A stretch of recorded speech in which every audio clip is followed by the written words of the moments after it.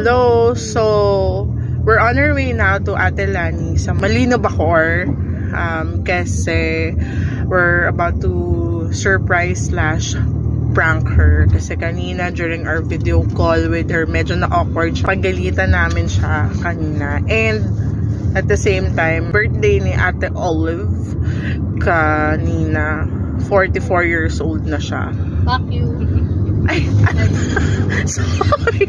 Ano, ilang taon ka na ba? 42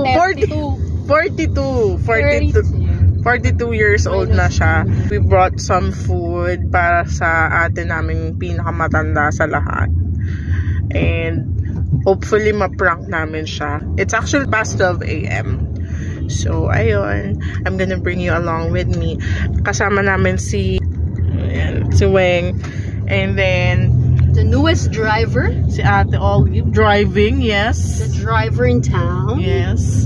Actually, kagahapon, nag-drive siya pa Makati. Parang feeling ko nakiride ako sa yung mga nag-racing. Brum, brum, brum. Ayun. So, ayun. First time niya mag-drive to Makati kagahapon. Hindi nga lang ako nakapag-video kasi nag-work din ako while papunta kami nun. So, medyo busy ako. Pero it was a rough ride. Thank you, ah.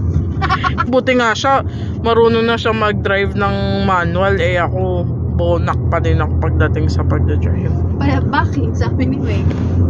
Backing, magaling tayo sa backing. Hindi ko nga alam kung maayos pa ba ako sa backing ngayon. Yes, ayan na, dino-document ko yung pagdadrive mo. Tunay po yan. Nagdadrive po talaga siya, oh. Nagalaw po kami. Saan tayo bibili? Meron ba dong mga Alpha Mart, Weng? 7-Eleven. Baka may Alpha Mart. Pag may nakita tayong Alpha Mart, yun na puntahan natin. I'm gonna take you along with me. Mamaya ulit. Bye-bye. Walang linya sa gitna. Ayan po. Kasalukuyan po silang nag-rant about sa kalsada ni Ate Lani. Bakit si Ate Lani pa din? Eh, di ba hindi na siya yung mayor? Diretso mo na, girl. Hindi mo tinitingnan yung stop. Di ba, te? Hindi na siya mayor dito. Strike. Ba't ganito daw po ang kalsada niyo dito sa Bacoor? Yan po ang gusto naming malaman. Mga kaalaman mula kay Carowena. Hindi tumitingin. Ulitin mo nga, te. Talo, ano sabi mo? Talo ng Imus ang Bacoor. Maganda ang kalsada namin. Yung sa highway, oo. Kahit naman sa maliliit. Mas maliwanag ang kalsada natin sa Imus. Mapapangit ang kalsada rito. Lalo pala to, bashing pala sa Bacoor tong magiging video ko. So, liquor ban daw dito from 10 PM to 10 PM to 5 AM. Paano kaya yun? Bakit? Bakit daw liquor ban, te? Ewan ko, araw-araw daw. Ayun, yung binasa mo. Araw-araw daw na liquor ban. Akala ko may binabasa ka. Hindi, sinabi lang naman. Liquor ban 10 PM to 5 AM. Bakit kaya? Bakit po? Bakit pa mayor ng Paano tayo? Bacoor? Sa pote? Bacoor din yun eh. Sa atin, sa Las Piñas. Pupunta pa tayo doon? Siyempre. Bakit po tayo? Baka may hirap din ang tindahan natin. Hanap ka nga dito. Bakit may liquor ban? Bakit? Bakit po? Hindi ko maintindihan bakit may liquor ban. Liquor ban? Halata tayong hindi taga Molino. City ordinance. Katawa-tawa. Mga hindi kayo taga rito. Grabe naman po pala sa higpit dito. So, pagka taga Bacoor ka pala, it's either maaga-aga kang bibili ng drinks mo, mag-stock ka na, or pupunta ka sa boundary ng Imus para makabili ka anytime.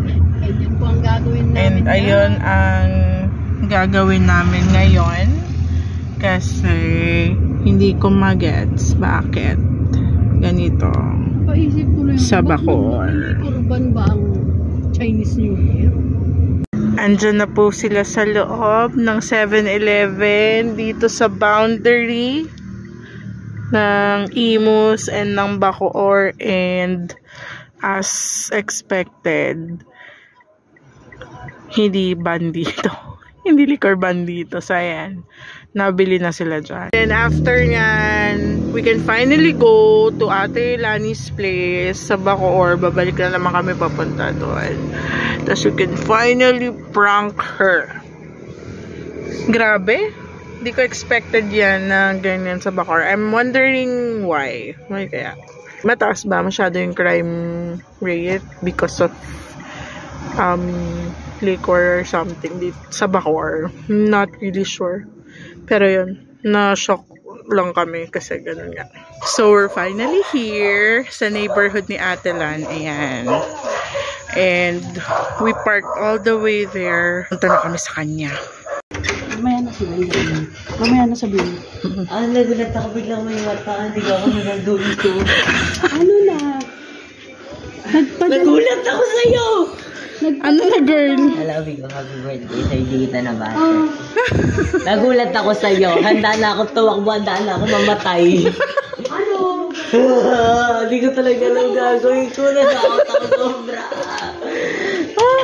Mata ko lang nakita mo. Mata ko lang nakita ko. Hoy, ano na? Halika na. Ano na lang, cake? Andito kami para daling ka sa ospital. Uy! Kala mo, chinit-chat ko si Ate Krixie. Asa si Krixie? Nasa office. Bawal lang. Halika na. Tara na. Shift ako. Tara na. Dali mo na lang yan. Ka-laptop ka naman eh. Tanga, hindi pwede. Kailangan nakasaksak yung laptop. Bakit? Walang battery yan. Ba't walang battery? Bago ako kasi gusto ko iyan yung crush ko sa Valentine. Gusto ko pagano'n. Halika na. Crush niya. Ano? Pia. Ay! Oo, Pia. Nako. Kasi, Pia lang. As in Pia lang. kasi matalino yung crush ko. Yan gusto ko, special yung pag-ask ko sa kanya. Tingin. Para kang gago. Ba't mo pinapabayaan ng nanay mo hindi magpa- Bilisan mo na. Tatawagan ko na lang yung ko. Ano tatawagan mo? Paano mo pa tatawagan?